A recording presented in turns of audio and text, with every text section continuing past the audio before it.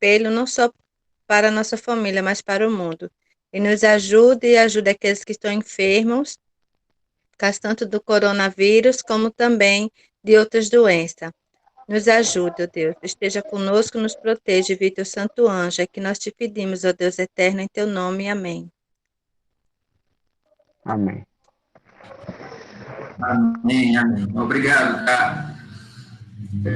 O Sandro está por aqui, não, né? Eu acho que ele teve alguma dificuldade em retornar. Deixa eu só confirmar, para garantir que todos os que querem possam estar aqui com a gente, tá, pessoal? Enquanto isso, nós já vamos abrir a Bíblia na segunda mensagem angélica. Quem me diz onde fica essa segunda mensagem angélica?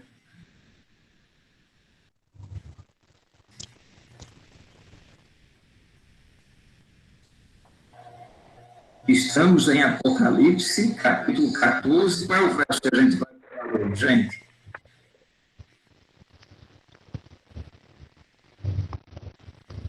É o 8, Hendrix. Isso. O verso 8. Então, vamos lá. Vamos abrir as nossas Bíblias, cada um aí com a sua Bíblia, na sua versão. A gente... Já encontrei. Você já encontrou ela? Você quer ler para a gente, papai? Sim. Joia? Será muito bom ouvir. Vai lá, capricha.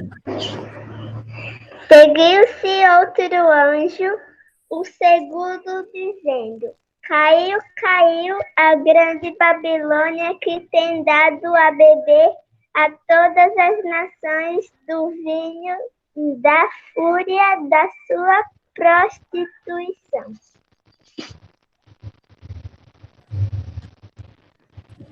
Joia, Parabéns, coisa linda.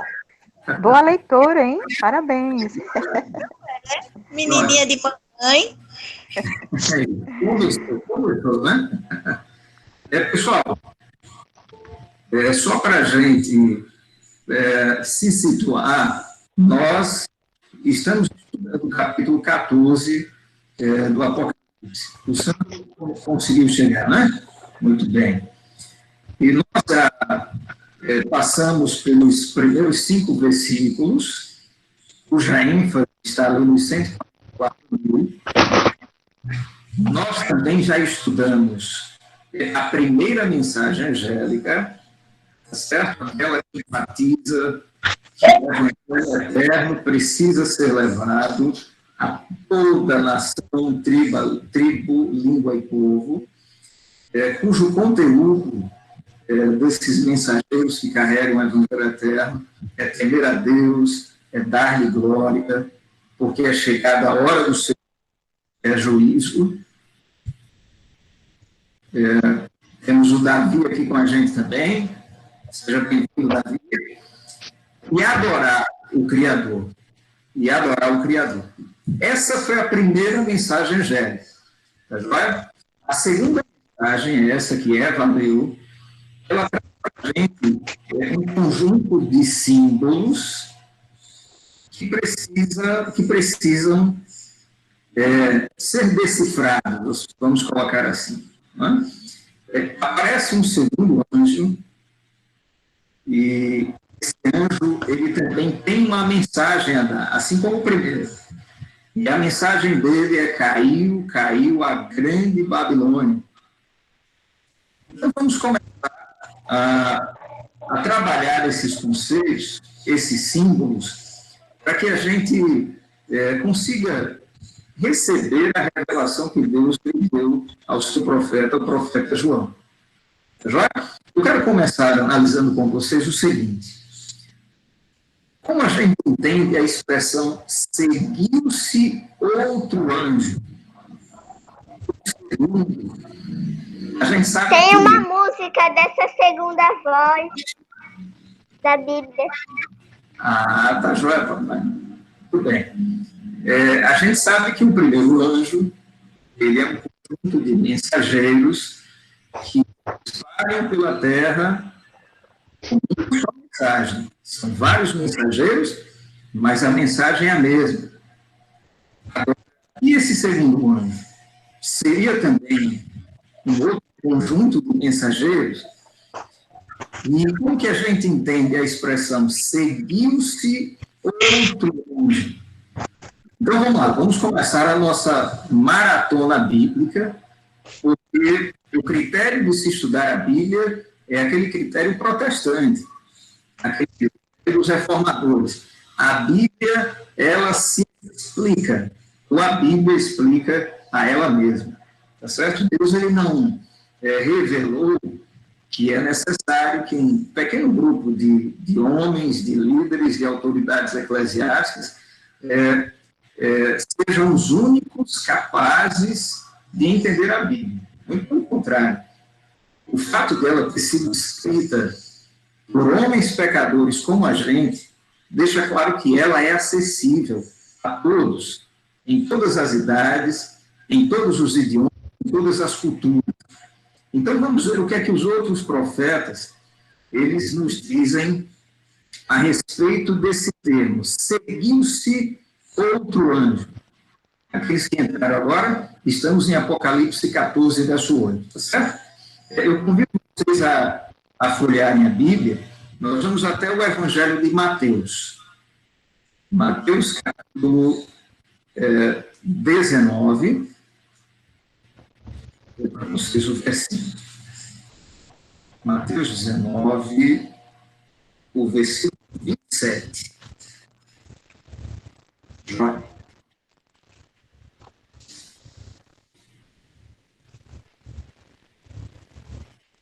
Mateus 19, 27. Quem achou, lê para a gente, por gentileza. Hendrickson, a irmã Deise está tentando entrar. E aí? Eu já enviei de novo. Vamos ver se ela consegue. Pronto. Pode enviar aquele segundo link. É até importante que a senhora apague o primeiro para não confundir na hora de enviar. Só vale o segundo. Eu fiz isso, viu? Tá, Ok. Mateus 19, 27.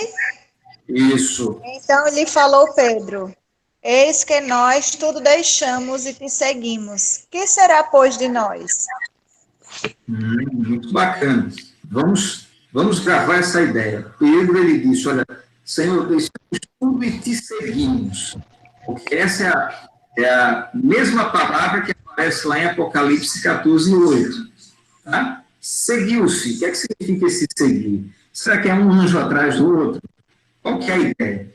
Aí a gente foi aqui para o Evangelho de Mateus. E nós vemos que Pedro lhe disse, olha, Senhor, nós deixamos tudo e te seguimos. Vamos até Marcos.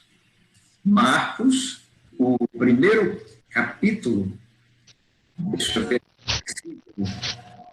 Isso. O capítulo 1 de Marcos, o versículo 18. Você vai? Lê para a gente esse verso, pessoal, rapidinho. Vamos achar o verso e já vamos ler para a gente. Posso ler? Pois não. Ora, os discípulos de João e os fariseus estavam jejuando. Vieram alguns e lhe perguntaram: por que motivo jejuam os discípulos de João e dos fariseus? Mas os teus discípulos não jejuam. Pronto. Aí agora a senhora vai ler Marcos, capítulo 1, verso 18. Eu li. Marcos 1, 18. Ai. Desculpa. Então, eles deixaram. Tá joia. Vai lá, Edna. Pronto.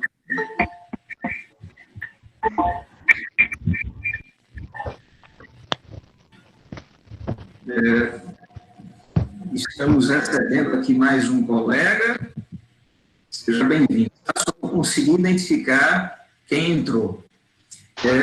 Marcos 1, 18. Quem já tem ele prontinho?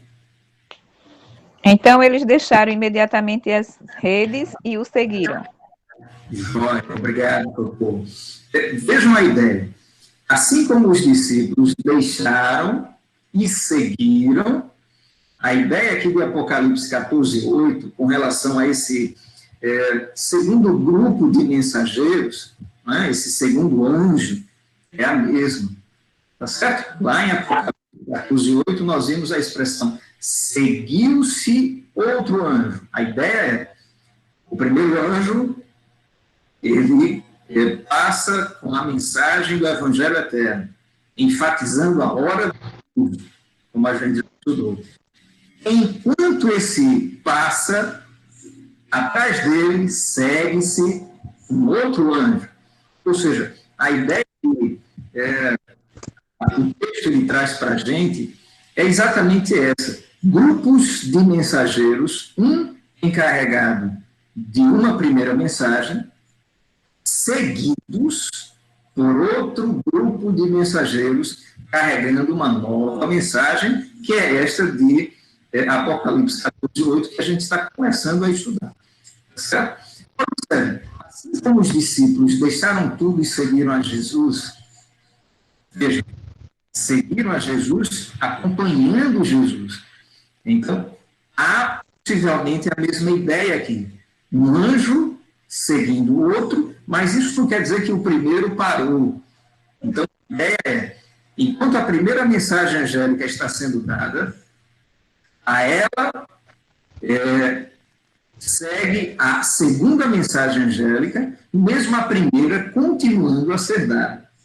A ideia que João traz para a gente logo aqui no início do verso. Seguiu-se outro anjo. Agora vamos trabalhar um pouco mais esse símbolo do anjo. Aqueles que estiveram com a gente no estudo sobre a mensagem do primeiro anjo, ali nós vimos que a palavra ela possui dois significados. Trata-se de uma pessoa humana ou de uma pessoa angélica. É uma criatura humana ou uma criatura sobre-humana. O contexto é quem vai dizer para a gente se quem está falando é um anjo humano ou um anjo sobre-humano. Se é um mensageiro humano ou se é um mensageiro do céu. Esse anjo, esse segundo anjo, como que a gente sabe se também é um conjunto de pessoas ou é um anjo que Deus vai mandar do céu e ele que vai pregar essa mensagem sobre Babilônia ter caído? Então, vamos atrás dessa resposta. Para isso, eu quero folhear com vocês. Deixa eu ver aqui. Vamos voltar para Marcos. Acabamos de ler Marcos. Vamos retornar para ele. De novo, primeiro capítulo.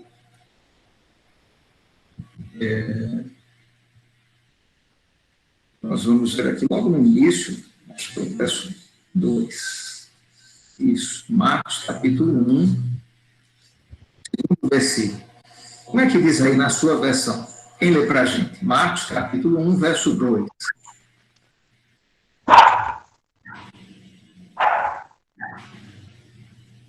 Posso ler? Pode sim. Não posso errar. 1:2. Conforme está escrito na profecia de Isaías: Eis aí envio diante da tua face o meu mensageiro, o qual preparará o teu caminho. Joia, veja, aparece aí a palavra mensageiro, não aparece? Eis que envio diante da tua face o meu mensageiro. Qual que é o contexto aqui? Aqui fala de João Batista. Marcos está dizendo que João Batista ele preparou o caminho para o Senhor Jesus chegar em seguida, feliz sábado, Kilma, e poder trazer a sua mensagem do reino de Deus que Jesus Cristo traria. Mas antes dele, um mensageiro, João Batista, ele preparou esse caminho. Mas eu quero falar com vocês para o seguinte, pessoal. Vanderlei também está aqui com a gente. Feliz sábado, Vanderlei. Esse texto que Marcos ele cita em Marcos 1, estamos em Marcos 1, verso 2, na verdade não é da autoria de Marcos. Marcos está citando outro profeta. Vou pedir para você dar uma olhadinha no rodapé dessa página. Procure aí no rodapé a referência de Marcos 1:2. Qual que é o profeta que aparece? Aí no rodapé da sua Bíblia, da página de Marcos, capítulo 1. Quem me diz?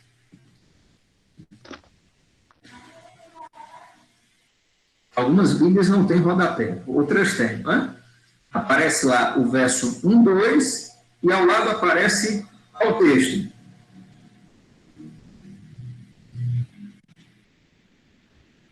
Alguém achou? O texto de Isaías? A minha tem. Pronto, então, eu estou dizendo o seguinte. Aqui abaixo, não sei se vocês conseguem enxergar, deixa eu colocar bem pertinho. Ó, aqui tem a página, e lá no rodapé, aqui embaixo, ó, aparecem as referências. E a gente percebe que Marcos 1, verso 2, é uma citação de outro profeta. Qual é esse profeta? Malaquias, capítulo 3, verso 1. Ah, é, Malaquias. Eu estava olhando Isaías.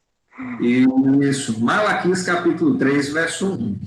Então, vamos lá, vamos para Malaquias, está bem pertinho, é o último livro do Antigo Testamento. Malaquias, capítulo 3, verso 1, ele traz para a gente o texto original, o texto que ele usou e que Marcos pegou emprestado para se referir a João Batista, tá certo? Então, ó, Malaquias, aqui, capítulo 3, o primeiro versículo.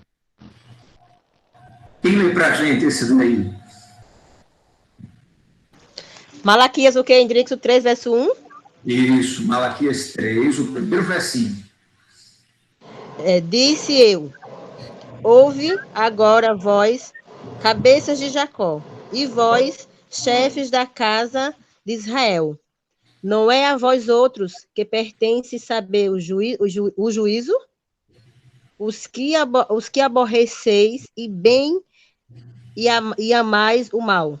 Os que aborreceis o bem e amais o mal. E deles arrancais a pele e a carne de cima dos seus ossos. Jóia. Agora... Parabéns, pessoal. Está ficando bem dinâmico. Vamos, assim, citar um texto, uma pessoa já lê, tá certo? Jóia. Malaquias, capítulo 3, verso 11. Você não leu esse verso. Veja aí. Meu pau, estou aqui errada. Vai lá. Jóia. Diz o seguinte, Hendrix, posso ler? Pode sim, vamos lá. Eis que eu envio o meu mensageiro, que preparará o caminho diante de mim. De repente virá ao seu templo o Senhor, a quem vós buscais, o anjo da aliança, a quem vós desejais. Eis que ele vem, diz o Senhor dos Exércitos. Muito bem. Depois a Rose leu outro texto. Vejam só, esse verso, ele aparece lá em Marcos. E observem que aqui também fala que eis que eu envio meu mensageiro que preparará o caminho diante de mim. Mas eu quero chamar a atenção de vocês para um fato curioso. Eu não sei se entre vocês existe alguém com a Bíblia na versão Almeida, revista corrigida. Caso exista alguém com essa versão, nela o texto aparece um pouco diferente.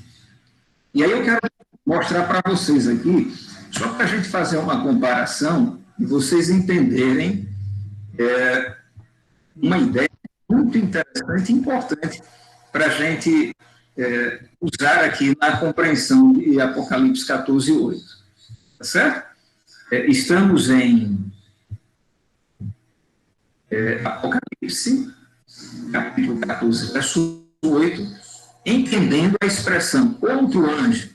Eu já estou compartilhando a tela aqui com vocês.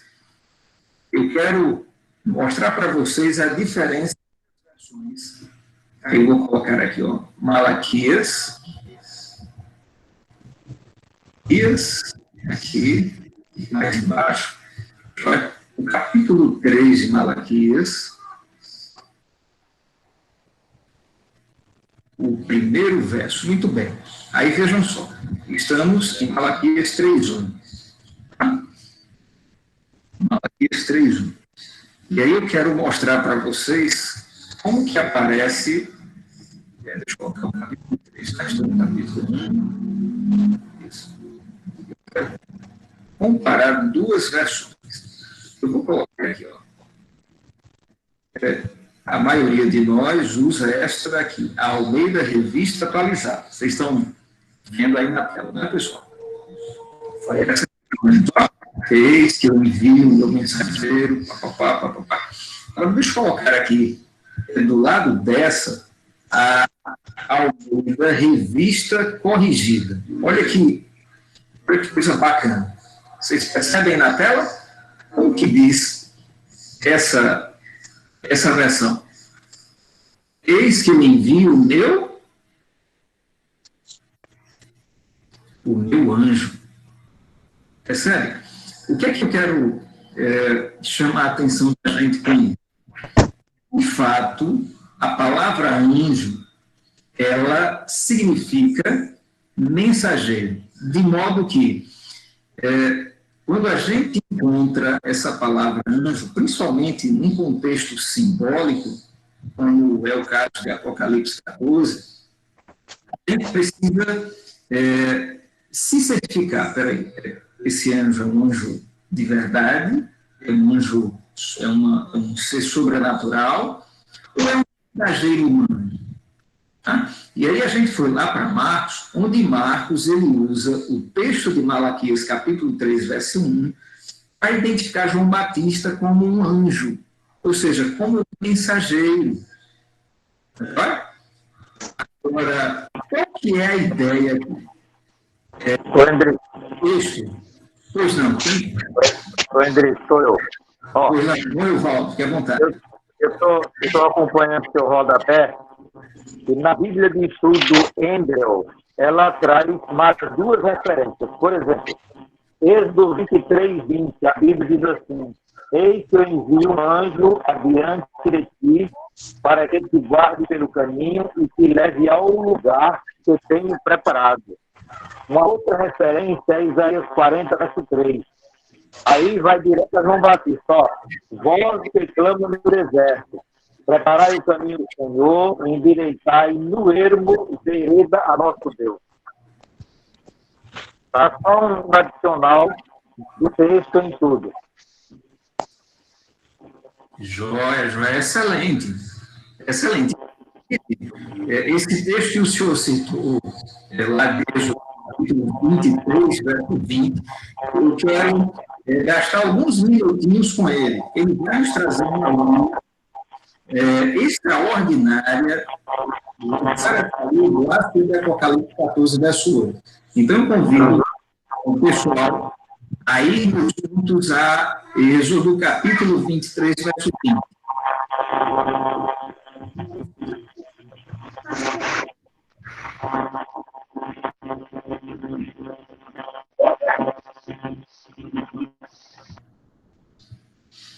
Êxodo capítulo 23, nós vamos lê-lo do 20 até o 23. Êxodo 23, do 20 até o 23. Deixa eu encerrar aqui o compartilhamento da tela. Joia. A Rose pode ler para a gente? Vou ler, Idris, tá? Que tá um barulho na rua, mas eu vou tentar. Tá, mas o seu áudio está claro, tá bacana, pode ler. Tá. Deixa eu ver se eu estou certa de novo, né? Êxodo 23, do 20 ao 23. Perfeito, perfeito. Eis que eu envio um anjo adiante de ti, para que te guarde pelo caminho e te leve ao lugar que tenho preparado. Guarda-te diante dele e ouve a sua voz, e não te rebeles contra ele, porque não perdoará a vossa transgressão, pois nele está o meu nome.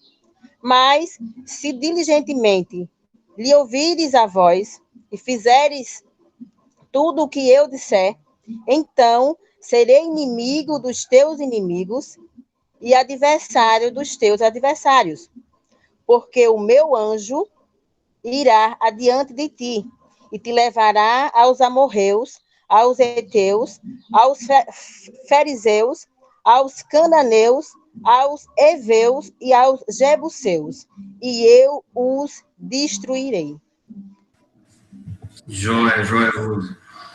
Pessoal, eu quero chamar a atenção de vocês para esse texto e vai fechar esse primeiro raciocínio que a gente está construindo.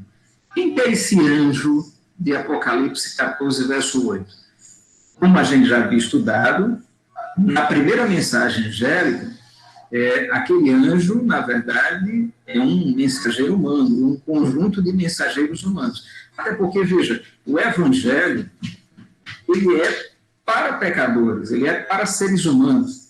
E são os próprios seres humanos que estão sendo resgatados por esse evangelho de Jesus Cristo que devem sair para compartilhá-los com os seus semelhantes. Correto? Agora estamos no segundo anjo, na segunda mensagem angélica. E aí eu achei por bem enfatizar algo que a gente não se detalhou tanto na primeira mensagem angélica, que é o seguinte. Observem como o Êxodo, do capítulo 23, a partir do verso 20, Deus ele fala de outro anjo. Mas esse anjo daqui, pelo contexto, não é um mensageiro humano. Olha que ideia. Fala de um anjo que vai adiante do povo de Israel para guardá-lo, não é? E levá-lo até o caminho que ele tem preparado. Agora, esse anjo, ele também não é apenas um anjo sobrenatural, uma criatura perfeita de Deus. Por que eu digo isso? No verso 21 que foi lido, a gente observa o seguinte. Desligue o som.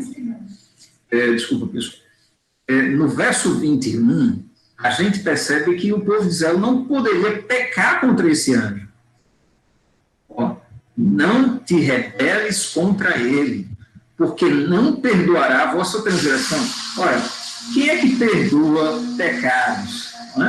Quem foi que morreu para poder perdoar o meu e o seu pecado?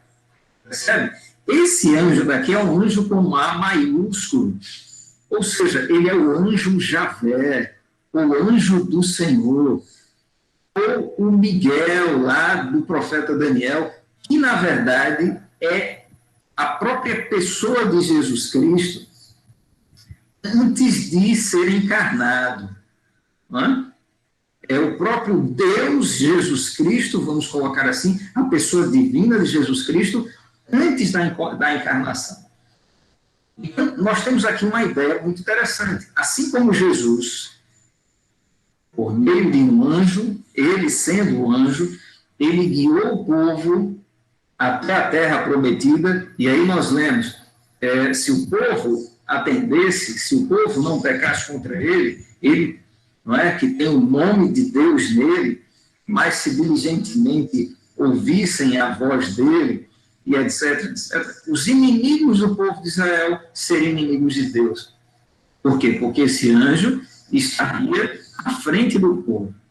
A ideia lá de Apocalipse é muito semelhante. Nós vimos o primeiro anjo. Esse primeiro anjo tem um evangelho eterno. Agora temos o segundo anjo, que tem uma nova mensagem. Esses mensageiros humanos, eles fazem algo muito, mas muito importante. O que é que eles fazem? Eles estão representando o próprio anjo do Senhor ao levar essa mensagem. Por quê? Porque aqueles que derem ouvido a essa mensagem serão guiadas por esse anjo, por esses mensageiros humanos, assim como o povo de Israel foi guiado pelo próprio anjo do Senhor. Tá certo? Então, veja lá em Apocalipse 14, verso 8, na segunda mensagem angélica, nós já ganhamos essas lições. Esses mensageiros, a vida desses mensageiros, a mensagem desses mensageiros deve ser tal que eles se tornam miniaturas dos anjos perfeitos de Deus, os quais, por sua vez, são uma miniatura do próprio Deus, do anjo Javé, do anjo do Senhor, que é Jesus Cristo. Certo? Muito bem. Agora resta a gente mergulhar no conteúdo dessa mensagem. A gente já viu, voltando lá para o verso de Apocalipse 14:8, a gente já viu que os anjos, as mensagens, elas são dadas uma seguida da outra, mas a primeira não para. A segunda mensagem é dada enquanto a primeira continua sendo dada. Ou seja, hoje a gente prega o Evangelho eterno, a gente ensina as pessoas a atenderem a Deus, ensina sobre o santuário celestial, o julgamento que está acontecendo lá no santuário celestial, que começou em 1844. A gente ensina as pessoas que devemos adorar o Criador e não perder tempo com aquelas filosofias que tentam supor que nós somos produtos do acaso. Não, nós somos incentivados pelo primeiro anjo, pela primeira mensagem, a adorar o Criador, porque ele nos fez, somos criaturas dele. Nesse segundo anjo, ele tem uma mensagem também. E ele, paralelamente ao primeiro, ele dá a sua mensagem.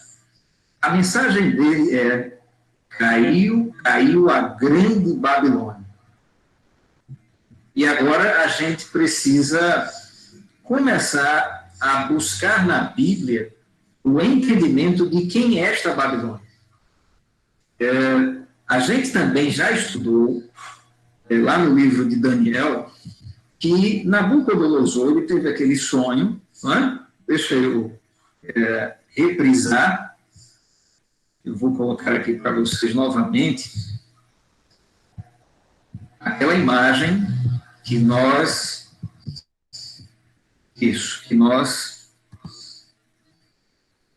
já vimos no estudo anterior. Muito bem.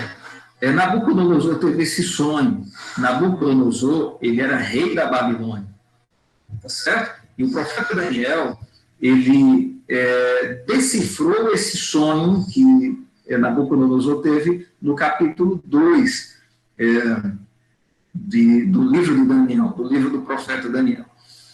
Sendo que aquela Babilônia, aquele reino de Nabucodonosor, que era representado pela cabeça de ouro, a gente sabe que passou.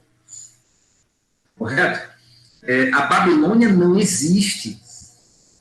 Ora, se a Babilônia não existe, como que a gente entende aqui Apocalipse capítulo 14, verso 8? Porque, veja, não existe no mapa um país, um território, tá certo? Chamado assim, Babilônia, não existe. Aí a gente começa a perceber o seguinte: mas será que Deus ele falou para João Babilônia, mas como um símbolo, como uma metáfora de algo que ele deseja que o seu povo interprete, conheça de acordo com a própria Bíblia? Sim, com certeza, essa é a melhor resposta. E eu quero que vocês, juntamente comigo, eu quero que a gente comece a desvendar quem que é essa Babilônia. Então, vamos lá, deixa eu tirar essa tela aqui e convidá-los a no capítulo 17. Alguém falando? Não, né? Oi. Pois não. Oi, o seguinte. Antes de você ler o texto, eu achei interessante. Eu estou acompanhando aqui na Bíblia do Estudo Andrews, que ela traz um comentário interessante no rodapé, de muitas coisas boas. Aí ela diz assim, referindo-se ao verso 14 e ao verso 8 de Apocalipse 14. Esta é a primeira menção à Babilônia, o foco do juízo de Deus, em Apocalipse 16, 17 e 18. Trata-se da condenação, a oposição conjunta a Deus e a seu povo. O evangelho e o juízo se encontram intimamente ligados nas Escrituras. A Babilônia do tempo do fim desperta oposição mundial a Deus. A Babilônia do Antigo Testamento representava uma força opressora sobre o povo do Senhor e também confusão. Tá? Eu quis mencionar o comentário da Bíblia de Estudo Andrews. Joia, joia, muito bacana. Se que tiver comentários, traga para a gente para não ter ainda mais um pouco. Muito bom. Eu quero convidá-los até Apocalipse 17. Nós iremos ler os primeiros 5 versículos, tá certo?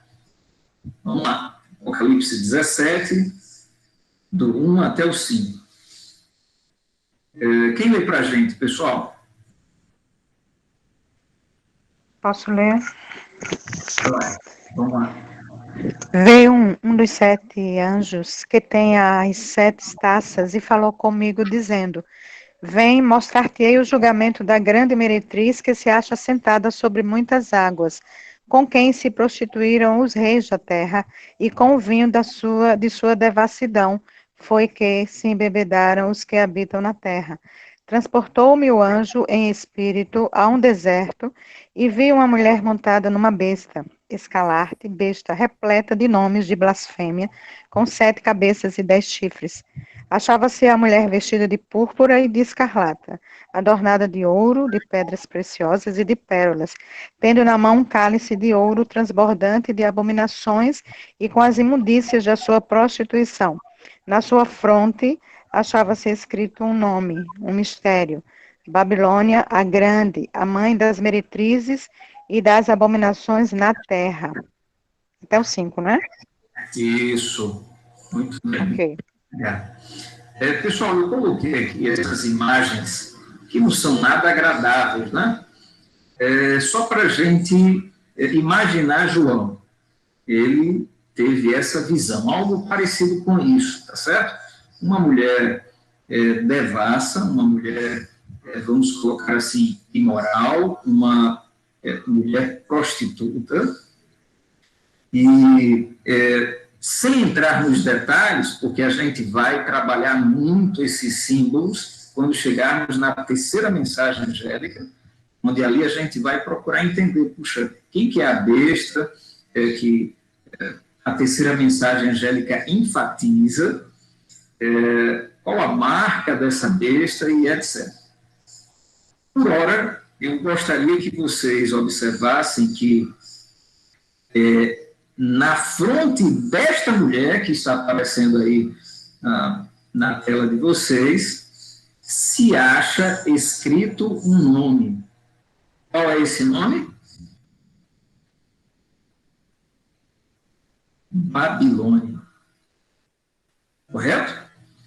Então vejam, como já foi falado pelo irmão Evaldo, de fato estamos diante de um símbolo.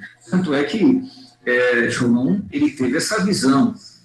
E a partir de agora, nós iremos escavar nas Escrituras quem que qual o significado desse símbolo, já que não existe um país chamado Babilônia, existiu um império, o Império Babilônico, o Império dos Caldeus, mas que já foi destroçado pela Média e pela Pérsia, depois pela Grécia, depois pelo Império Romano, não existe mais. Na verdade, existe até uma profecia que Deus deu para Isaías, onde ele diz, olha, a Babilônia, ela é tão rebelde, perdida, que ninguém vai reconstruí-la. Tá? Esse texto aqui, depois eu vou passar para vocês. Ou seja, há uma profecia do céu dizendo que essa Babilônia, ela realmente, após a sua queda, eu me refiro à Babilônia literal, o Império Babilônico, após a sua queda, ninguém conseguiria reerguer. E, de fato, não houve nenhum rei babilônico, caldeu, que conseguiu reerguer o seu império. Agora, veja, se estamos diante de uma metáfora, se estamos diante de um símbolo, então, ok, existe um poder chamado Babilônia, que Deus está dizendo, olha, eu vou derrubar esse poder. Assim como eu fiz com a Babilônia literal, e ela não conseguiu se erguer, eu farei com esta Babilônia simbólica, metafórica. E, de fato, a gente precisa entender quem é essa Babilônia, por quê? Voltando lá para o capítulo 14, no verso 8, no finalzinho, na segunda parte do verso, nós temos que essa Babilônia tem dado a beber. a todas as nações, repito, todas as nações, não há um país que essa Babilônia não esteja infiltrada, que ela não esteja com as suas filosofias, com as suas crenças, sendo impostas, tá certo? A todas as nações. E ainda diz uma expressão assim estranha. O que é que ela dá a beber a todas as nações? O vinho da fúria da sua prostituição. Bom, nós já sabemos que essa mulher, ela é uma prostituta, e nós vimos que ela está sobre uma besta terrível, não é? São 7 cabeças, são 10 chifres, a cor tanto da besta quanto dessa mulher é o escarlate, é o vermelho. Gente, tudo isso são símbolos que possuem lições e precisam ser tomadas por aqueles que acreditam que a Bíblia ela é uma revelação do Criador para as criaturas, do Criador que deseja proteger as criaturas de Satanás e desta Babilônia. Na verdade, nós iremos perceber que Satanás e essa Babilônia, eles são como carne e unha. Acontece que ele se utiliza de poderes, não é? Para não mostrar o seu verdadeiro caráter, a sua verdadeira intenção. Então, vamos lá, vamos começar a maratonar mais uma vez a Bíblia, para nós entendermos quem é essa Babilônia. Vocês se lembram, vocês como leitores e estudiosos da Bíblia, vocês se lembram, eu tenho certeza, de onde que começou essa história de Babilônia na Bíblia. Então eu pergunto, quem fala para mim? Onde que começou essa história de Babilônia, Babel? Quem se lembra? Na Torre de Babel. Excelente. É verdade. Depois do dilúvio. Quando eles não queriam mais se separar e ficar bem juntinhos e construir uma torre que chegasse até o céu. Exatamente. Então, vamos... Quem deu a ideia foi um camaradinha chamado Nimrod. Isso. Então, vamos até ele. Vamos lá em Gênesis, capítulo 10. Capítulo 11, Isso. A gente vai no capítulo 10, nós vamos ler o verso 10, daí a gente vai lá para a história da Torre de Babel, no capítulo 11. Vai? Sandro, você pode ler para a gente, meu irmão? Gênesis capítulo 10, o verso 10, e depois Gênesis capítulo 11, o verso 4. Vamos lá. 10, verso 10, não é isso?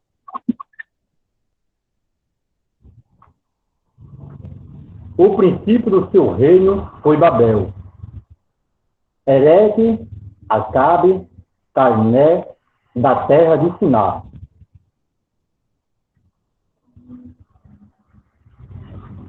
Perfeito. Agora Só o verso 10? Isso, só o 10, Sandro. Agora o capítulo 11, o verso 4.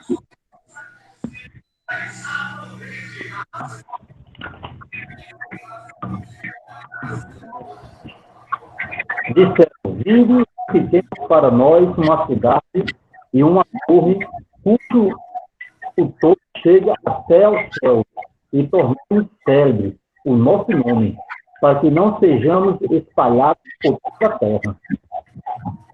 Joia, meu amigo. Obrigado. Muito bem. Então, lá no início da história humana, certo? Aparece aí esse reino de Babel. Como a minha esposa falou, esse camarada chamado Nimrod, ele aparece lá no verso 8 do capítulo 10, ele foi poderoso na terra e foi, digamos assim, o primeiro imperador, não é? Da Babilônia. Nimrod, ele instigou as pessoas, não é, a construírem também uma torre, a famosa Torre de Babel. E observe, o objetivo desse pessoal não era apenas assim um objetivo de engenharia, de arquitetura, não é? Porque se fosse, não teria nenhum problema. Ora, Deus ele deu o talento para Noé para que ele fosse o primeiro engenheiro naval. Noé construiu um navio infinitamente melhor do que o Titanic, do que esses grandes cruzeiros que a gente vê hoje em dia. Por quê? Porque a arca passou pelo que nenhum desses navios passou e não afundou. E esses navios, eles perecem. Então, Deus não tem nada contra você ser engenheiro, você construir, não é, grandes obras, porque ele é o maior engenheiro, ele construiu o universo, ele construiu a vida, tá certo?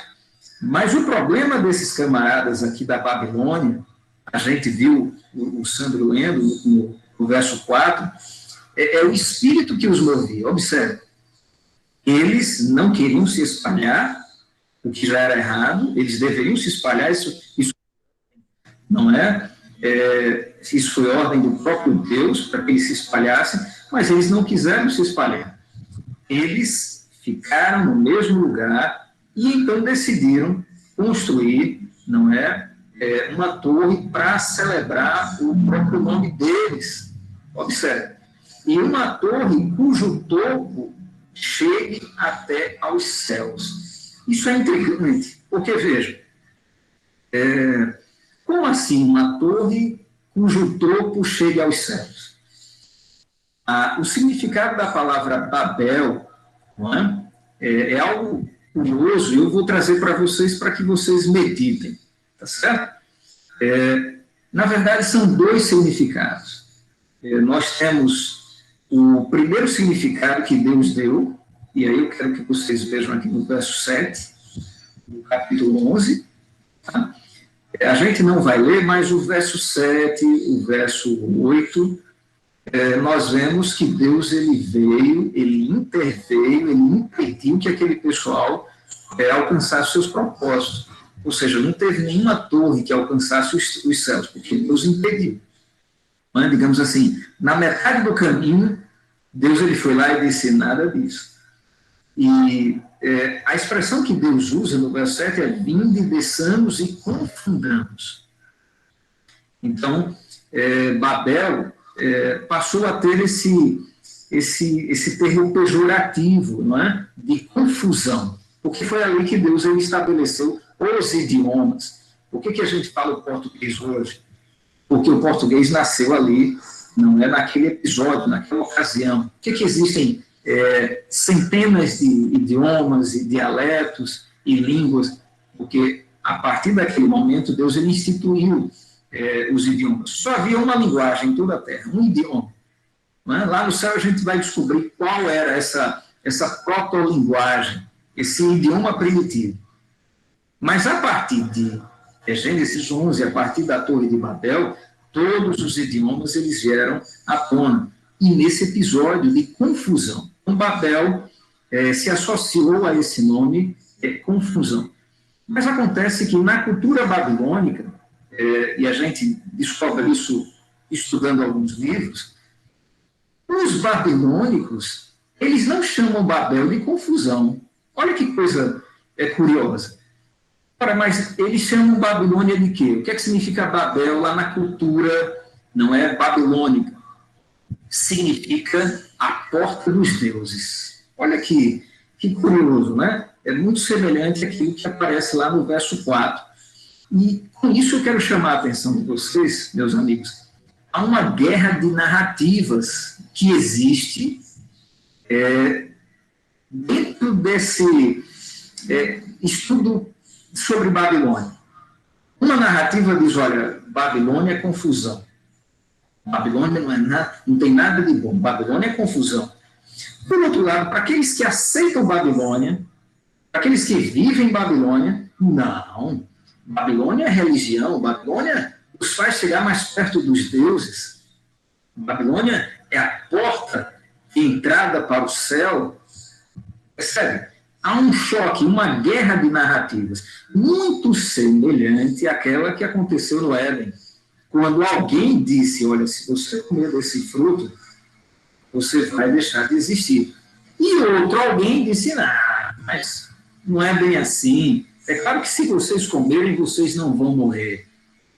Guerra de narrativas. Eu quero chamar a atenção de vocês para esse fato. Quem que depois menciona a Babilônia na Bíblia? Vamos lá, vamos até o profeta Isaías. Isaías, ele recebeu uma visão, ele recebeu um comunicado de Deus, onde foi mostrado para ele, lá no capítulo 14 de Isaías, certo? Isaías, capítulo 14, foi mostrado para ele quem, na verdade, está por trás de Babilônia. Quem é o rei de Babilônia? Olha só, Babilônia é um império que constrói a sua própria narrativa, as suas próprias crenças, os seus conceitos, desobedecendo, né, aquilo que Deus já havia instituído. Deus, ele diz que é por aqui, Babilônia diz que é por ali. Deus, ele fala, ele traz a sua revelação, Babilônia ignora e cria a sua tradição e estabelece as suas crenças, ignorando com rebeldia aquilo que Deus, ele estabeleceu. Então, o profeta Isaías, no capítulo 14, vocês podem observar o que é que na Bíblia de vocês aparece aí como título do capítulo. Quem fala para mim?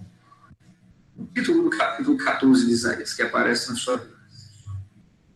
Na minha diz o seguinte: hino triunfal sobre a queda da Babilônia.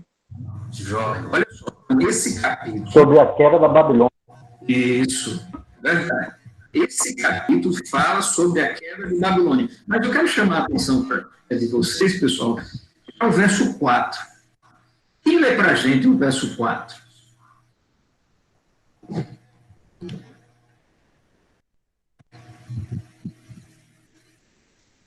O verso 4? Vamos à leitura, então. Vamos lá. Então, proferirá este motejo contra o rei da Babilônia e dirá: como cessou o opressor, como acabou a tirania. Joia. Vamos lá. Babilônia tem um rei. Mas claro, né? A Babilônia literal, ela sempre teve os seus reis, os seus imperadores. Como eu havia falado no início, Nabucodonosor foi um deles, mas Nimrod foi o primeiro deles. A Babilônia, literal. Mas não esqueçam, nós estamos procurando entender o significado daquela Babilônia lá do Apocalipse. E a literal vai nos ajudar a chegar nesse significado. Aqui nós vemos que Babilônia tem um rei, e no versículo 12 aparece para a gente esse rei. E eu quero colocar aqui na tela, ó, porque é bacana a gente usar a Bíblia e extrair dela todos os recursos que Deus oferece para a gente, tá certo? Então, eu vou colocar aqui na tela, pessoal, mais uma vez, a Bíblia, duas versões da Bíblia para a gente comparar. Esse site que eu estou mostrando para vocês é o bibliatodo.com. Existem vários sites muito bons. Esse é um site, se não estou enganado, da Igreja Assembleia, em espanhol, e ele traz para a gente essa possibilidade de você comparar versões como vocês estão vendo. Eu vou colocar aqui o texto. O texto é Isaías, deixa eu colocar aqui, ó. Isaías, o capítulo 14, não é isso? Isso, eu vou colocar aqui o capítulo 14 para a gente. Vocês estão vendo aí na tela. E aí, a gente vai procurar o versículo 12, tá certo? Tudo bem, versículo 12, eu vou colocar aqui, nós temos a versão Almeida Revista Atualizada, que essa aqui a maioria de nós usa. Eu vou colocar aqui a Bíblia Viva, é uma versão muito interessante. E aí nós vamos comparar o verso 12. Vai? Vamos fazer isso? Vamos lá. Aqui, ó. Na versão mais comum, que a maioria de nós usamos, nós lemos no verso 12: como caíste do céu, Ó estrela da manhã, filho da alva, como foste lançado por terra, tu que debilitas as nações. Interessante. Agora observem como a Bíblia Viva traduz esse mesmo verso. Como você caiu do céu, Lúcifer, filho da manhã. Você que atacava e conquistava outras nações, foi arrancado do seu lugar e jogado por terra. Olha só, uma explicação rápida. Existia um padre chamado Jerônimo, que escreveu, uma versão da Bíblia que ficou conhecida como a versão Vulgata. Foi a primeira Bíblia escrita para o latim, ou seja, para as línguas romanas, da qual o nosso português vem. Português, espanhol, francês, essas são as línguas latinas.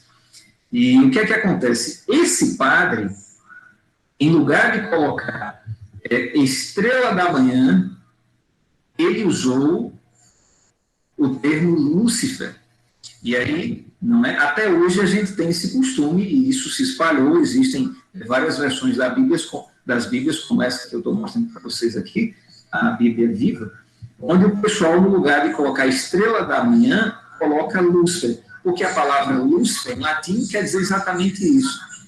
Estrela da manhã, ou o planeta Júpiter, que é um planeta grande, que brilha bastante ao ponto de parecer uma estrela. Pois bem, mas o fato é que essa ligação ela é muito válida, porque, olha, esse rei da Babilônia, aqui de Isaías 14, ele não podia ser apenas um ser humano. Porque se a gente continuar a leitura, e eu quero fazer isso com vocês, vendo o verso 14 e o verso 15, olha o que aparece. Subirei, na verdade, o verso 13 e o verso 14, tá certo?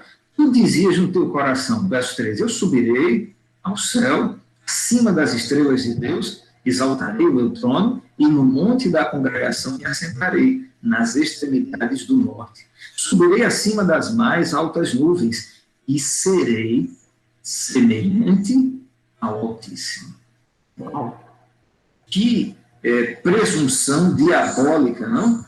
Só realmente um cidadão teve essa presunção. Na verdade, ele nem merece ser chamado de cidadão. E a gente sabe que foi Satanás. Ezequiel, no capítulo 28, ele deixa isso claro para a gente. Satanás, ele usurpou, ele teve essa, eu não vou chamar de coragem, não, essa loucura de uma criatura tentar tomar o lugar do Criador. Ele não quis apenas um cargo importante, ele quis a própria função de Deus. E observe que Babilônia, ela absorve essa ideia. O rei de Babilônia era um rei humano. Babilônia era um império literal, histórico, ele existiu. Mas Deus usou esse império para chamar a atenção da gente de um império maior, muito mais perigoso, e que, perto da volta de Jesus, lá no Apocalipse, ele daria um tremendo trabalho para Deus, enquanto ele tentaria salvar as pessoas. Essa Babilônia, essas pessoas que a gente irá identificar como sendo Babilônia, elas irão atrapalhar Deus, não é? Elas estarão com o mesmo espírito de Satanás, querendo tomar o lugar de Deus, querendo dizer para as pessoas o que é certo e o que é errado, querendo dizer para as pessoas como alcançar a salvação, mesmo que isso seja completamente diferente daquilo que Deus revelou na Bíblia. Certo? Então, vejam como esse conceito do que é Babilônia, a Bíblia, por meio dos seus profetas, ela constrói, ela traz para a gente. A gente vai dar uma comparada agora com o que Isaías falou no capítulo 47. Vamos lá, vamos ainda de Isaías. Isaías ele escreveu bastante sobre a Babilônia, Jeremias também. Mas vamos dar uma olhada em Isaías capítulo 47, no versinho... deixa eu procurar ele aqui para a gente. versículo 6. Tá? Então, vejam, Babilônia, enquanto Deus chama ela de confusão, ela acha que ela é a porta do céu. Já temos esse conceito. Babilônia, enquanto Deus diz que ele vai lançá-la sobre a terra, na verdade, ela almeja substituir o próprio Deus. E agora nós vamos encontrar um terceiro conceito do que é Babilônia. Isaías capítulo 47, verso 6. Deixa eu convidar um colega para ler para a gente. A Kilma está conosco? Você lê para a gente, Kilma? O capítulo 47, o versículo 6. Muito bem.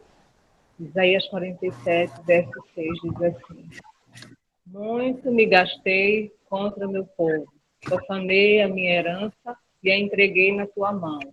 Porém, não usaste com ela de misericórdia, e até dos velhos fizeste muito pesado o teu jugo. Joia, Kilma. Observem o que Babilônia ela fez com o povo de Deus, no caso, o povo de Israel. Aqui nós voltamos novamente para a Babilônia física, porque por meio da Babilônia física a gente vai entender essa Babilônia espiritual, essa Babilônia simbólica que o Apocalipse traz para a gente. Aqui uma leu para a gente que o povo de Israel, ele foi um povo assim rebelde, né? Deus o livrou, o libertou, assim como ele faz com a gente. Ele tira a gente do pecado, mas a gente tem que ter cuidado para não voltar para o pecado. O povo de Israel voltou e saiu do Egito, mas foi rebelde. Deus não conseguiu levar todos para a terra prometida. E aqui nós vemos que Deus entregou o povo mesmo para a Babilônia. Eu digo Babilônia porque eu ia me esquecendo desse detalhe. Qual é o título do capítulo 47? Embora a Kilma não tenha lido no verso 6 a palavra Babilônia, mas o contexto fala de Babilônia. Certo? Observe que fala também da queda de Babilônia. Porque é aquela questão. João, assim como todos os autores do Novo Testamento, eles retiram do Antigo Testamento conceitos, lições, princípios, ao escreverem os seus livros. É por isso que um cristão, meus irmãos, ele precisa ser um cristão conhecedor do Antigo Testamento. A gente vê alguns cristãos, alguns evangélicos, alguns católicos, alguns espíritas, que olham para o Antigo Testamento como se fosse uma parte não desejada da Bíblia. Mas observem, nós estamos estudando Apocalipse com base no Antigo Testamento. E no Antigo Testamento da Bíblia você nunca vai entender o que Deus gostaria que você entendesse lá no Apocalipse. Certo? E Isaías, um profeta do Antigo Testamento, ele está dizendo para a gente que Babilônia também é símbolo de opressão do povo de Deus. Por quê? Porque embora Deus, como nós lemos no verso 6, embora Deus tenha entregue o povo de Israel à Babilônia, o próprio Deus, ele disse, olha, vocês não usaram de misericórdia, e vocês foram pesados até com os meus velhos. Ou seja, Babilônia é símbolo também de opressão. É um símbolo de pessoas que não têm piedade sobre aquelas que buscam a Deus. Certo? Mas não esqueçam, Babilônia também acha que é a porta dos deuses. Babilônia, ela persegue, ela oprime, mas com aquele sentimento, não, mas nós estamos fazendo isso em nome de Deus, nós estamos fazendo isso porque Deus mandou, sendo que não é assim.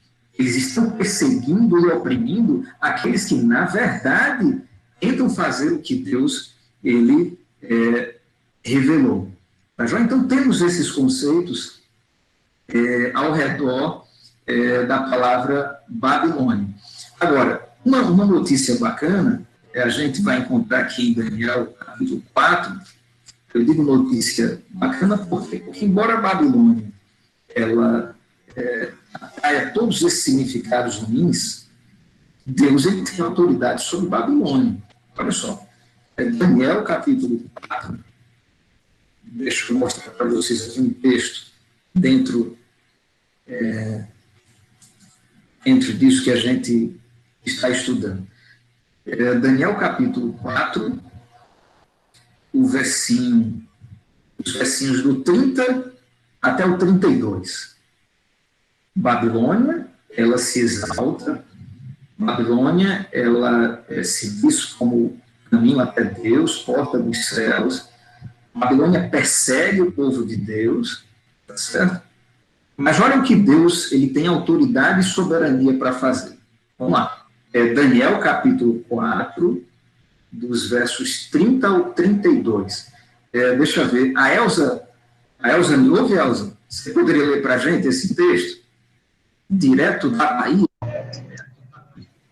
Leio sim. Joia. 30, né? Do 30 a... Falou o rei e disse: não é esta a grande Babilônia que eu edifiquei para a casa real, como o meu grandioso poder e para a glória da minha majestade? Falava ainda o rei quando desceu uma voz do céu. A ti se diz, ó rei Nabucodonosor, já passou de ti o reino. Será expulso de entre os homens, e a tua morada será como os animais do campo, e far-te-ão comer ervas como os bois, e passar-se-ão 7 tempos por cima de ti, até que aprenda que o Altíssimo tem domínio sobre o reino dos homens e o dá a quem quer. Elza, o que aconteceu aqui na Babilônia lá na época de Nabucodonosor? Aconteceu o mesmo que nós vimos lá na Torre da Babilônia.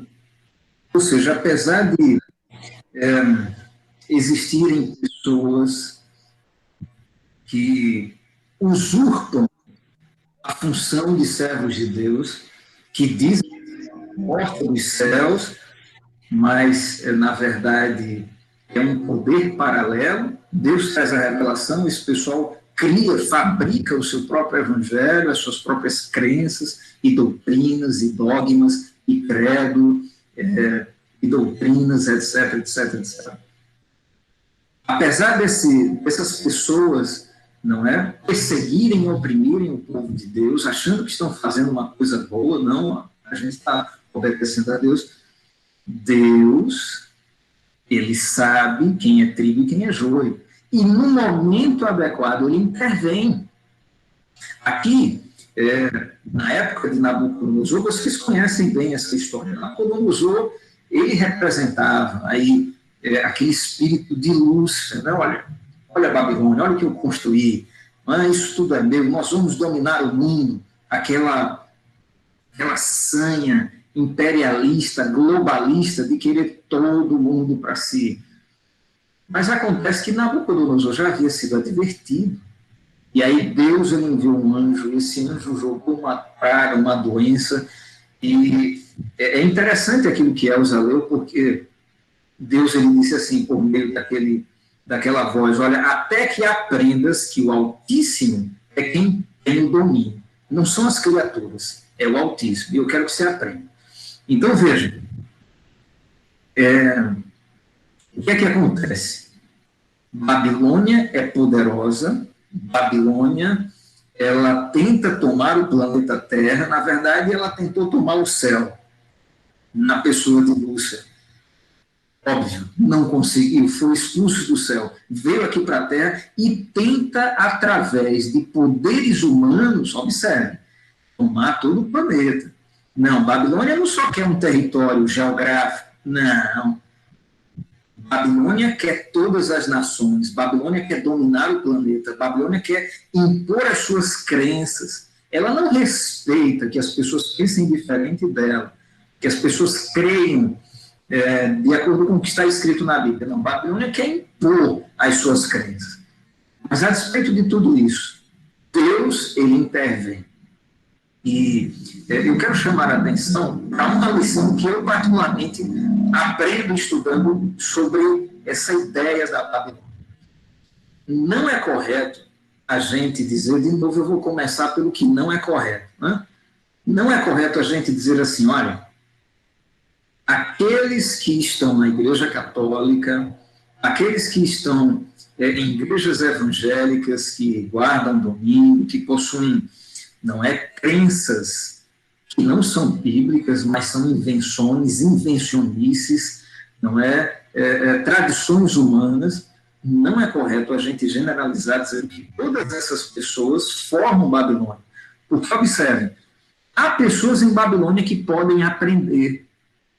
Olha o que aconteceu com Nabucodonosor. Vocês conhecem a história de Nabucodonosor. Até aqui mesmo, no próprio capítulo 4, depois daquele tempo que Deus estabeleceu para que ele ficasse com aquela doença, e ele se tornou um animal, né? Ele vivia como animal por 7 anos. Depois ele recobrou o juízo, a racionalidade, a razão, e ele exaltou a Deus. Percebe? Então, assim, existem pessoas, é verdade, elas comungam com crenças falsas, elas acreditam em mentiras, elas vivem um evangelho que não é o evangelho eterno. Mas isso não quer dizer que todas elas cometem a rebeldia luciferina, diabólica de Babilônia. Então, o anjo, a mensagem do segundo anjo, ela precisa ser proclamada. E vejam, nós temos aqui recursos, temos ferramentas para a gente levar essa mensagem para as outras pessoas, com carinho, com sabedoria, com paciência, mostrando o que é pecado, mas sem generalizar. Porque, veja, se eu chego assim e digo, olha, mas aqueles que adoram imagens, aqueles que confessam seus pecados, não é, para padres, ou aqueles que acreditam no espiritismo e etc., em todas essas crenças que não foram reveladas por Deus, então podemos dizer que são tradições de homens, foram inventadas por homens, se eu digo que todos eles são Babilônia, então eu estou também dizendo que Deus está contra eles, que Deus irá condená-los, que Deus irá derrubá-los e destruí-los, como aconteceu com a Babilônia literal, e como a gente está vendo e verá mais adiante, que vai acontecer com essa Babilônia espiritual, porque ela vai cair, a mensagem é essa, ela vai cair, caiu a Babilônia. Então é importante a gente entender que Babilônia não representa um conjunto de pessoas, mas algumas pessoas desse conjunto. Tá certo? Então, podemos imaginar assim, talvez líderes, talvez pessoas que tenham luz, mas ainda assim insistem, talvez pessoas que sejam usadas por Satanás, não é? Para ensinar crenças erradas, mesmo tendo conhecimento da Bíblia. Ou seja, são lideranças. É o conjunto das crenças que essas lideranças ensinam. Isso constitui a Babilônia. Mas não as pessoas em si. Tem muita gente, assim como Nabucodonosor, que depois de uma prensa de Deus, vamos dizer assim, ele vai sair desse estado, não é, de escravidão, de crenças erradas, ele vai dizer, para aí, realmente está na Bíblia, eu consigo enxergar, Deus ele me converteu, eu agora enxergo a luz verdadeira do Evangelho verdadeiro. Então, só para ficar registrado, a prudência que os mensageiros da segunda mensagem angélica devemos ter. E o que vale também, como a gente já frisou na segunda mensagem angélica, não são todos os que professam ter o Evangelho eterno, os que professam ser remanescentes, os que professam obedecer aos 10 mandamentos, guardar sábado, não são todos os que, na verdade, o fazem. Percebe? Deus, ele conhece, Deus, ele está julgando, e ele está julgando exatamente para separar tudo do jogo. O ideal é a gente dizer assim, ó Senhor, Eu gostaria de pregar o Evangelho eterno, eu gostaria de viver o Evangelho eterno. E agora, ó Senhor, eu gostaria de levar essa mensagem de que caiu essa Babilônia, que inclusive a gente vai ver já o que é esse cair, não é? Como ele se cumpre, em que momento ele se cumpre na história da humanidade. Olha, Senhor, eu quero levar essa mensagem, mas sem generalizar, sem atacar as pessoas. Eu posso, sim, dizer que o que elas creem não é verdadeiro, é mentiroso. Mas isso não quer dizer que elas não tenham esperanças de salvação. Assim como eu não posso nunca cair na bobagem de acreditar que eu, não é, por ter luz, eu estou cumprindo Apocalipse 14, versos 6, 7 e agora o 8. Na verdade, os que cumprem, e a gente vai sempre ver isso ao longo dos estudos, os que cumprem são os que perseveram até o fim. Não adianta você ser chamado e nem ser eleito. Você tem que ser fiel até o fim. Senão, de nada, não é? De nada valerá. Tá joia, pessoal? Então, acho que está ficando claro o conceito de Babilônia. A gente, observe, a gente não vai nem conseguir terminar, concluir, não é?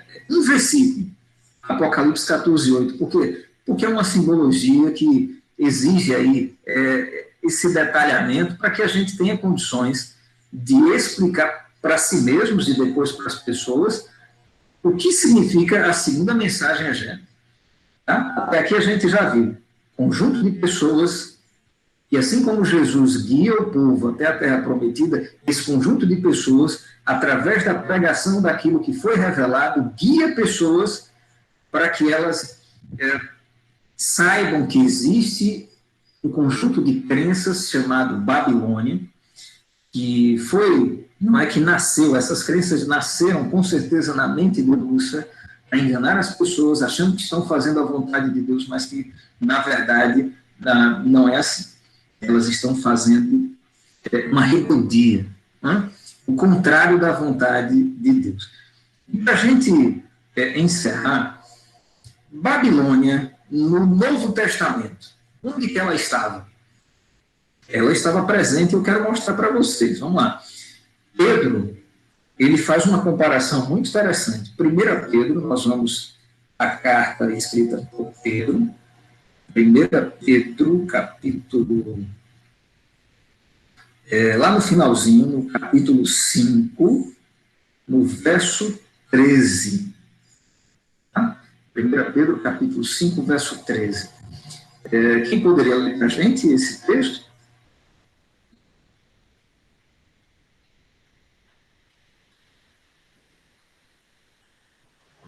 Posso ler?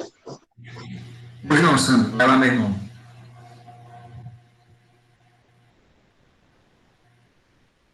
Pedro 5, 13. Eu acho que eu vi um problema aí na internet do Sandro, não foi? Então tá, quem se voluntaria para ler esse texto para a gente? Eu. Vai. Aquela que se encontra em Babilônia, também eleita, vos saúda como igualmente meu filho Marcos. Vamos entender esse versículo que é pequenininho e ele é curioso. Como assim, Pedro? O senhor está chamando, Pedro, quem de Babilônia? Pedro está escrevendo para os cristãos, certo? E no final da sua carta, ele sai ali, não é? No epílogo, na parte final da carta, ele sai escrevendo para Silvano, não é? E ele escreve para aqueles cristãos, ele cita nomes. Mas aí ele diz que existem pessoas, ele diz assim, no verso 12, por meio de Silvano, que para vós outros é fiel irmão, como também o considero, vos escrevo resumidamente, exortando e testificando de novo que esta é a genuína graça de Deus, nela estáis firmes. E aí ele diz, aquela que se encontra em Babilônia, também eleita, vos saúda como igualmente meu filho Marcos. Ele está saudando irmãos cristãos que estão espalhados ali pelo mundo da época dele. Ele diz, olha, tem gente lá em Babilônia. Mas vamos raciocinar aqui comigo. Na época de Pedro, ali no primeiro século da nossa era, no ano 1, no século 1, não é? A Epístola de Pedro, ela foi escrita ali naquele século, talvez no ano 67, na década, não é? De 70, daqueles 100 primeiros anos, só para a gente se situar, Jesus ele havia morrido no ano 31, havia voltado ao céu, e no ano 67, em torno disso, Pedro escreveu essa carta, isso que a gente acabou de ler. Mas quem é que reinava? Qual império que reinava na época de Pedro? E que, inclusive, perseguiu e matou muitos cristãos, inclusive o próprio Pedro. Quem diz para mim? Qual era esse império? Era Roma. Exatamente. Tudo bem, Carla, é verdade. O Império Romano, ele é chamado por Pedro de Babilônia. Sim. Sim, porque, na verdade, todo o poder humano, político, religioso, ateu, não importa, que persegue os servos de Deus, como a gente vem estudando, eles estão representados por essa palavra, por esse conceito, Babilônia, porque Babilônia é o poder falsificador, mas também opressor, tá certo? Então, vejam só, para nós concluirmos o estudo de hoje, eu quero colocar para vocês o seguinte, olha só, nós vimos, deixa eu colocar aquela imagem, nós fecharmos com essa ideia, tá? Para darmos continuidade a partir daqui. Tá legal. Então, nós vimos lá em Daniel, deixa eu colocar aqui para vocês, ó. Isso, agora vai. Pronto, vocês já estão vendo aí. Vai? Nós vimos que nos sonhos de Daniel, no sonho de Nabucodonosor e depois nos sonhos e visões de Daniel, a história da humanidade ela foi revelada, ela foi desvelada por Deus por meio da revelação. É por isso que a gente deve enfatizar, e nunca é demais, estudar a Bíblia não é apenas não deve ser apenas um costume, mas uma tentativa de dizer assim, oh Deus, eu quero aprender aquilo que o Senhor revelou por meio de seus profetas. Porque, veja, se Deus não revelar, meu amigo, você nunca que vai entender a verdade, porque ele é infinito, ele é grande. Como que criaturas, seres pequenos e pecadores, conseguirão entender a mente de Deus se essa mente não se oferecer na nossa linguagem, na nossa pequenez, para que a gente entenda. Então, essa é a ideia da Bíblia. A Bíblia é Deus falando, como alguém já disse, no sotaque humano. Tá certo? Muito bem. Então, a revelação mostrou para Daniel os reinos desse mundo. E uma coisa interessante, como nós já vimos. Lá no final, aparece o Império Romano como um animal que tem 10 chifres, observe. Tá? A gente vai voltar a isso mais na frente. E esse Império Romano, dele nós vimos também que o que é que apareceu? Apareceu esse chifre pequeno, ó, está aqui o Império Romano, tá joia? Depois o Império Romano se desfacelou ali na Europa, nos 10 países que originalmente compunham a Europa, nos 10 povos que formaram a Europa, eles estão representados aqui pelos pés de barro e de ferro, querem dizer que nunca vão se unir formando um só bloco. Hoje existe, não é? O bloco lá da Europa chamado, me fugiu a palavra, como se chama? A Comunidade Europeia, não é? Isso. Onde eles tentam ali desobedecer a própria profecia, eles tentam formar um país só, mas não conseguem, né? A própria Inglaterra, ela já caiu fora ao perceber que a comunidade europeia, ela não era uma boa ideia, porque ela invadia nas peculiaridades do seu próprio país, do seu próprio povo, etc. Não é? Então, e até porque também a Inglaterra possui uma moeda, né, é chamada libra esterlina, que vale mais do que o próprio euro, que é o dinheiro lá da comunidade europeia. Ou seja, a Inglaterra percebeu que esse negócio de globalizar, de tentar formar um país só, não funciona. E caiu fora. Na verdade, até hoje ela tenta cair fora, mas essa vontade de criar um bloco, um monólito, uma coisa só, é tão forte que até hoje a Inglaterra está tentando sair. Mas o que eu quero dizer é o seguinte, essa profecia, ela já se cumpriu.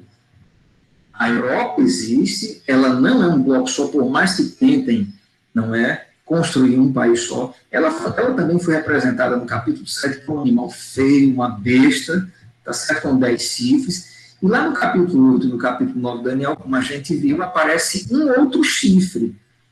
E a gente identificou esse outro chifre como um poder religioso, já que ele tentava, não é, assumir o próprio papel de Jesus Cristo. E nós vimos que o papado, ele é uma boa e correta identificação desse poder, já que ele coloca para si funções que só Jesus, de perdoar pecados, não é, de salvar pessoas, que só Jesus Cristo ele possui.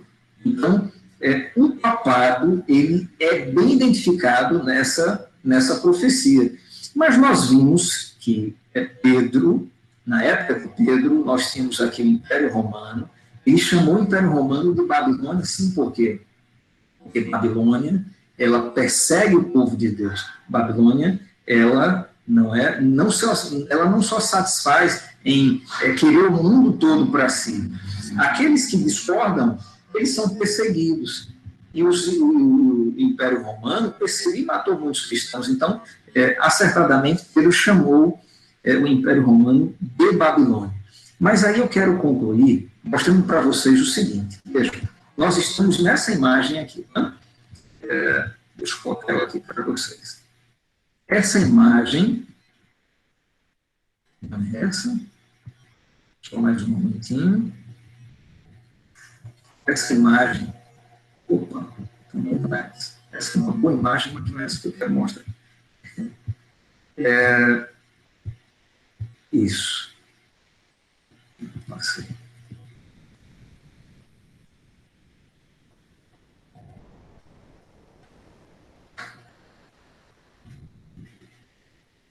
Só mais um momentinho. Cadê a imagem?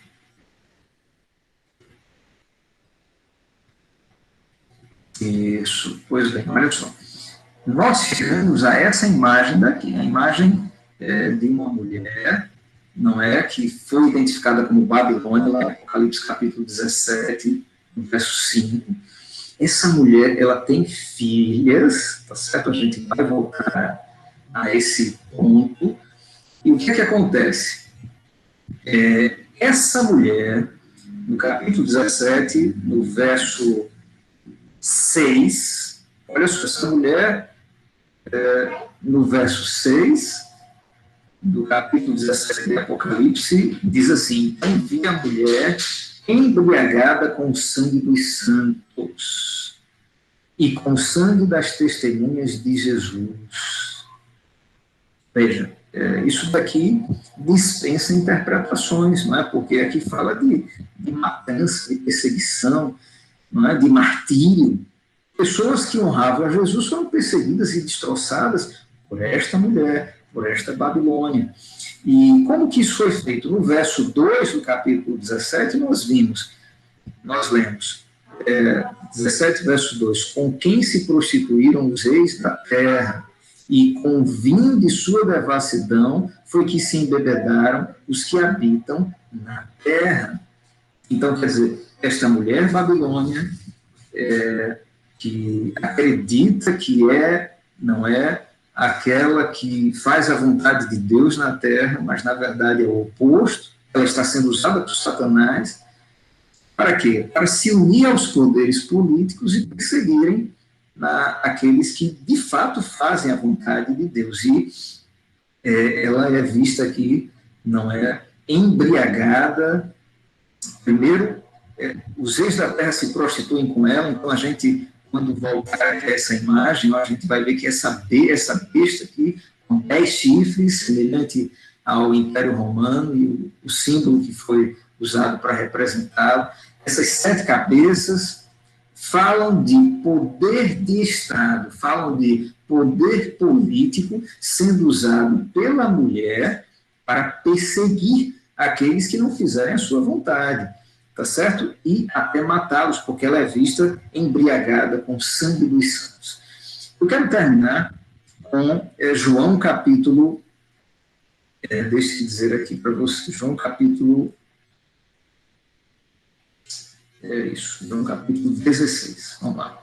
O último texto do nosso estudo, ele mostra para a gente algo que a gente não deve esquecer jamais, enquanto a gente não vê Jesus voltando nas nuvens, tá certo? João capítulo 16, verso do 1 até o 3. Quem lê para a gente? O último texto de hoje. João capítulo 16, os versos do 1 ao 3.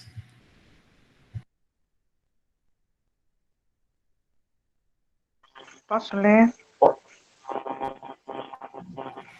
Tenho-vos dito... Oi? Pode ler. 16, 1 a 3. Tenho-vos dito estas coisas para que não vos escandalizeis. Eles vos expulsarão das sinagogas, mas vem a hora em que todos que vos matar julgará com isso tributar culto a Deus. E isto farão porque não conhecem o Pai e nem a mim. Jó, vamos terminar com esse texto. Jesus, ele advertiu aos seus discípulos, e ele também nos adverte hoje, de que, enquanto a gente estiver nesse mundo e tentar fazer a vontade de Deus, veja, é importante a gente se colocar com humildade, né? Nunca a gente achar que, por conhecermos um pouco a Bíblia, a gente faz a vontade dele. Na verdade, a gente tenta, não é? A gente tenta fazer a vontade dele. E Jesus está dizendo que todos esses que são seus discípulos, eles poderão ser julgados, eles poderão ser condenados e mortos por pessoas que acreditam que, ao fazer isso, estão tributando culpa a Deus. A Babilônia, ela fez isso no passado, oprimindo o povo de Deus. O Apocalipse, ele mostra para a gente que ela fez isso na Idade Média, matando protestantes, reformadores, não é? Quando ali o papado, a Igreja Católica Romana, observe, ela é uma extensão de Roma, não é? Ela, de forma insensível, achando que estava fazendo a vontade de Deus, veja, ela trucidou, por meio de uma terrível carnificina, testemunhas de Jesus, pessoas que apenas queriam seguir Jesus de acordo com aquilo que a sua consciência dizia, de acordo com o que a revelação ela ensinava. Essa Babilônia, ela voltará a dar as caras. Essa Babilônia, ela voltará a oferecer o seu vinho. Essa é a mensagem do segundo anjo. E nós iremos, no próximo estudo, no próximo sábado, se Deus permitir, nos detalhar um pouco mais nesse vinho furioso, não é, da prostituição dela, que ela oferece a todas as nações. Mas, por hora, vamos terminar com a frase que a irmã Claudineide leu no verso 3. Os que perseguem, os que condenam, os que matam, eles não conhecem o Pai nem a Jesus.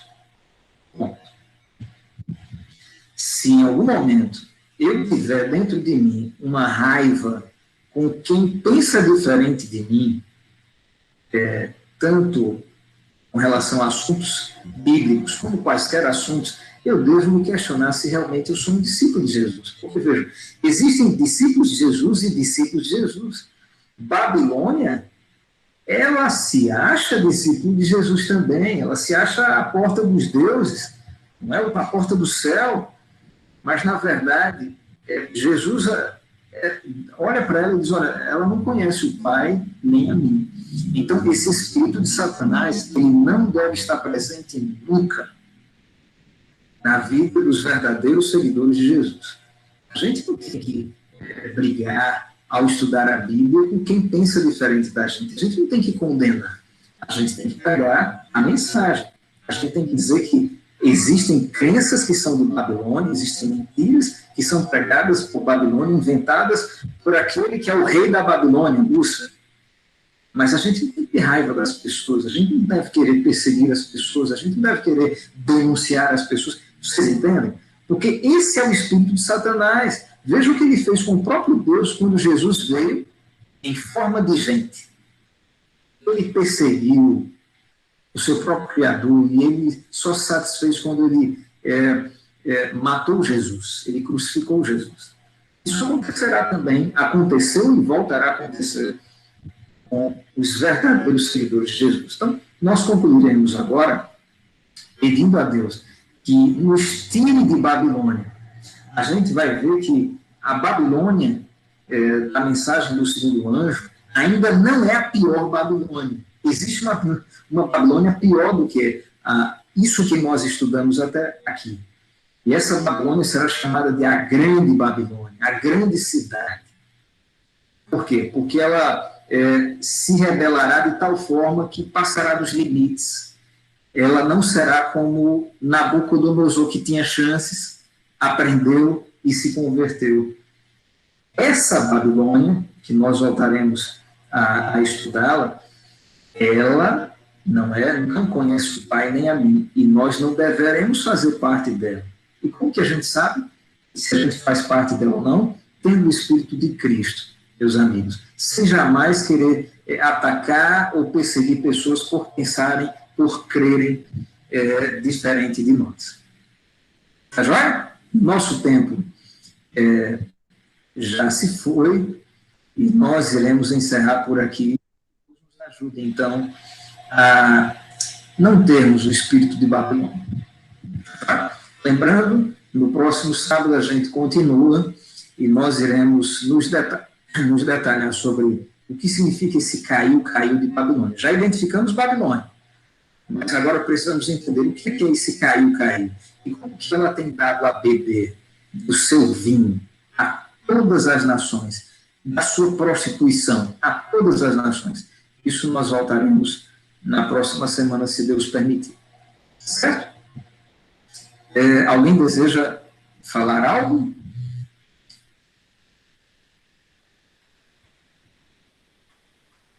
Ok, então vamos encerrar com uma oração.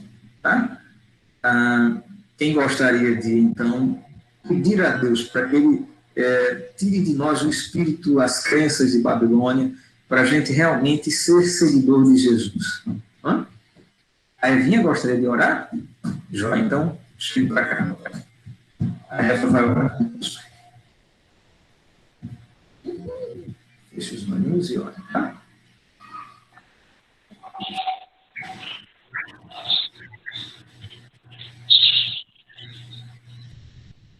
Querido Deus, muito obrigado por esse estudo. Precisa só um pouquinho. E nos considera mais um dia. Bom. E volta logo para nos buscar. Do coronavírus. E o nome de Jesus, amém. Amém. Acabou já, minha gente. Pode ir. Tá orando a menina. Eita.